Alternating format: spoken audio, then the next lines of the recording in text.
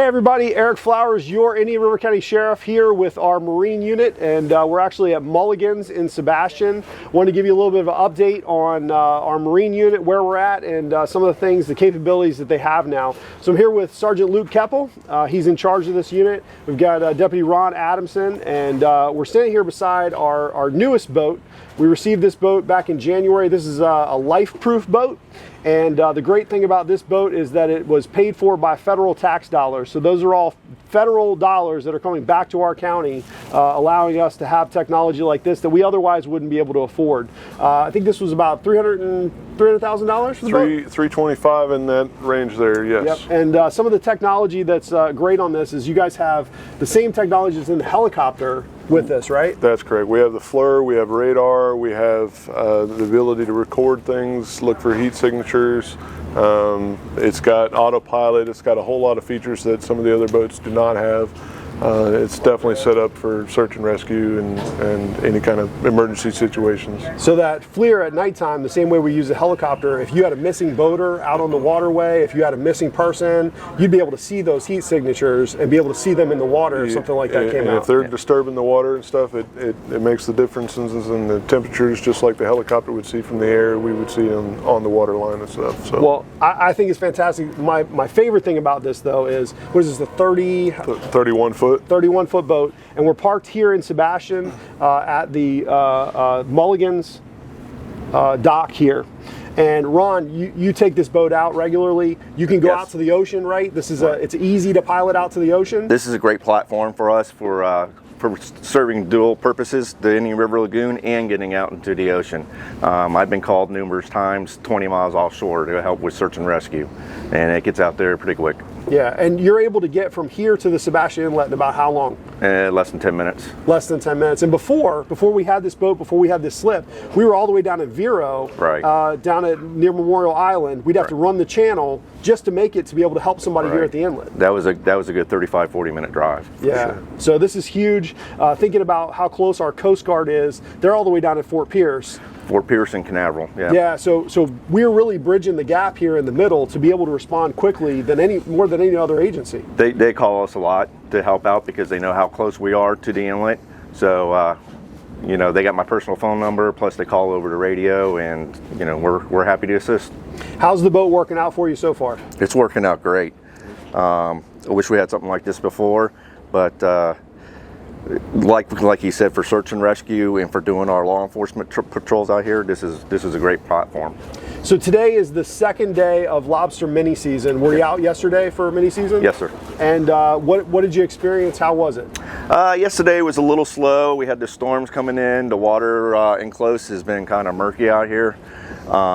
But everybody was abiding by the rules. I think we just wrote one citation yesterday, and everybody else was good to go. And it's not just you, Ron, that's out on the water. We have actually an entire team now in our agriculture marine unit. Those folks get moved around as you know, needed. So sometimes we're working livestock operations out west. Sometimes, you know, like right now during lobster mini season, we moved the entire team to a marine function. Everybody's out there operating on the waterways, and we're going to continue to do that. So now today's day 2, and I know we're doing this early today to be able to get you guys back out there in the water, to be able to do more stops to talk to these folks. But lobster regular season is coming up soon too, right? Yeah, that's going to be August 6th is the regular season. This is what we have going on right now. It's called the sportsman season, and it was set up for recreational guys to go out before the commercial guys go out and start harvesting the lobster. It gives them a 2-day window to go out and get lobsters without having to compete with the traps that are out there. Okay, so a lot of people are going to be in the water, you know, yesterday and today.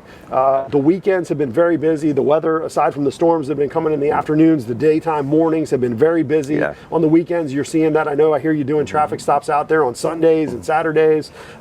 Tips for boaters, people that want to spend their weekends out here on the Spoil Islands, that want to be out there at the sandbar. You know, what problems are you guys having, and what do you want to say to the folks that are out there? Just pay attention to the signs. A lot of people are, they just totally ignore the signs for some reason, and they go flying through the manatee zones. That's the majority of our stops out here is the manatee zones. We're trying to keep them safe. And we get a lot of out-of-towners on the weekends. We get a lot of people from Orlando, Okeechobee, St. Cloud, in that area there, and jet skiers. But once we notify them, we stop them, we educate them on where our manatee zones are at and everything, they pretty much behave after that. That's pretty good. Do most of the people that you encounter, are they, equipped with the right life vests? Do they have what they need when you stop them? Yes, yes. Okay. And you have that conversation with them about those things? Yeah, just about every vessel that we stop, we go ahead and do a safety inspection on them as well, and we inform them on what they're missing, if they're missing stuff. It's usually little things like a whistle here, or they forgot that their flare's expired. That's just something that comes with the boat when you get it new, and you just throw it underneath your seat and you forget about it. Yeah. So we do have amateur boaters that come out. We have people that are part of boat clubs. They take out boats that they're not familiar with. They do all these things. What are your recommendations for people that are out there? Obviously, cell phones are a great technology now. If you're in the river, your cell phone works up and down the river, no problem. But if you're planning on going offshore, right. As far as marine band radios and things like that, do most of the boaters, are they equipped with those things? Do they know how to operate it, how to hail you guys, how to get in touch if they're having problems? Yes, VHF radio out there, and the common channel that is monitored out there is 16. The Coast Guard monitors that, FWC does, and so do we. So if anybody's having a problem, I recommend, even if you're going to be in the river here, to have a VHF radio, because you can reach out and call everybody that's around you, and somebody could probably come and assist you before you get a hold of somebody on the phone and they drive down here and try to figure out how they can help you. As far as boater safety courses and things like that, do you guys recommend that people, before they get out, start driving up and down the river, that they take one of those? Yes, be familiar with your markers, your where your channel markers are at, which channel is for what, and get a chart of your local areas that you're going to be in. The Indian River Lagoon here is it's deep in the channel, but there's a lot of sandbars and shoals out here that you just don't see until the last minute, and you run up on them. And like I said, just be familiar with where you're at. The last thing that I want to cover is people want to go out on the river. They want to have a good time. It's weekends. They're going to take a cooler. They're going to take a cooler full of alcohol. I know you guys see it. Boating under the influence is a dangerous thing. We see way too much of it. And people need to recognize that this is a deadly vessel in the same way that a vehicle is. Right. This can happen very quickly, and we've seen too many tragedies out here. Right. And a boat is not like a car. It doesn't turn on a dime like a car will. It doesn't stop on a dime like a car will. And the alcohol on the boats, like you said, everybody wants to come out here and have a good time, but make sure you have a designated driver on the boat. You switch off, maybe the next weekend you have someone else drive and you can have a good time.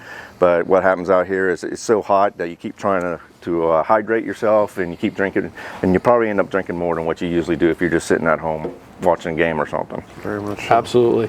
Luke, I want to talk a little bit about this boat here. Was funded through DHS, Department of Homeland Security. Right. We work closely with them. You've also gained great partnerships with the FWC and the Coast Guard. And how's that working out? It's just a constant contact communication with them in order to all be on the same page and working towards the same goals, which, safety, natural resources. We all want to make sure that those things are taken seriously, and we will address anything that comes along. Talking about BUIs, we're going to be zero tolerance. If you're driving recklessly, you got kids on board, you're driving near people, and you're under the influence, we're going to have zero tolerance on you. No pity. Absolutely. Very good. So that's the lesson for today. If you're going to go out on your boat, make sure you review this. Make sure you take your boater safety course. Be up to speed on all this. No drinking and boating out there. Have a designated driver on board. Our folks are going to be out there stopping people. And unfortunately, if you're out there drinking and boating, you're going to end up in our county jail, and that's not where you want to be. We have to give a great shout out to our partners, both Department of Homeland Security, Coast Guard, Fish and Wildlife, everybody. They've been great working with us, and we certainly appreciate their partnership.